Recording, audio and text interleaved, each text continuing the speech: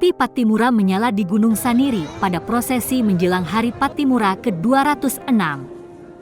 Penyalaan api Pattimura dilakukan oleh pemangku adat negeri Tuhaha yang dipimpin langsung Kepala Adat Desa Tuhaha, Max Aipasa, Minggu, 14 Mei 2023. Sakral namun sederhana, penyalaan api Pattimura dengan cara tradisional yakni disulut menggunakan unar atau pelepah bambu.